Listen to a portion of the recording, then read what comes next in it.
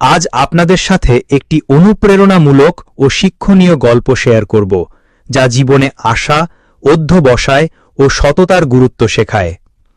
গল্প একটি বীজের মতো।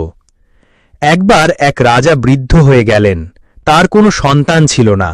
তিনি চাচ্ছিলেন একজন যোগ্য উত্তরসূরি নির্বাচন করতে।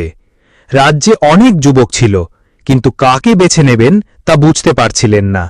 অবশেষে তিনি এক অভিনব পদ্ধতি নিলেন।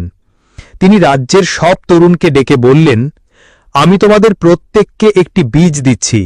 এটি রোপণ করে 1 বছর পর ফিরে এসো। যার গাছ সবচেয়ে সুন্দর হবে তাকেই রাজা হিসেবে বেছে নেব। সবাই খুশি হয়ে বীজ নিয়ে বাড়ি গেল, রোপণ করল, যত্ন নিল।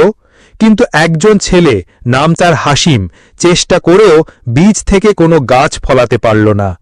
সে পানি দিল, রোদে রাখল, মাটি পাল্টালো, তবুও কিছুই হল না।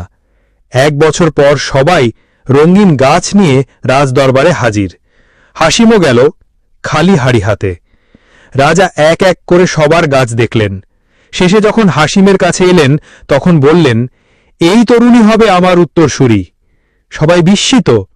রাজা বললেন, আমি তোমাদের সবাইকে সিদ্ধ বীজ দিয়েছিলাম, যার থেকে গাছ জন্মানো সম্ভব ছিল না। কিন্তু তোমরা প্রতারণা করে অন্য গাছ লাগিয়েছ।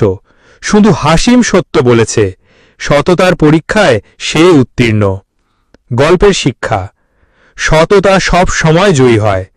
পরিশ্রম ও ধৈর্য সব কিছু অর্জনের চাবিকাঠি। জীবনের প্রতিযোগিতায় সৎ থাকাই সবচেয়ে বড় সাহসিকতা।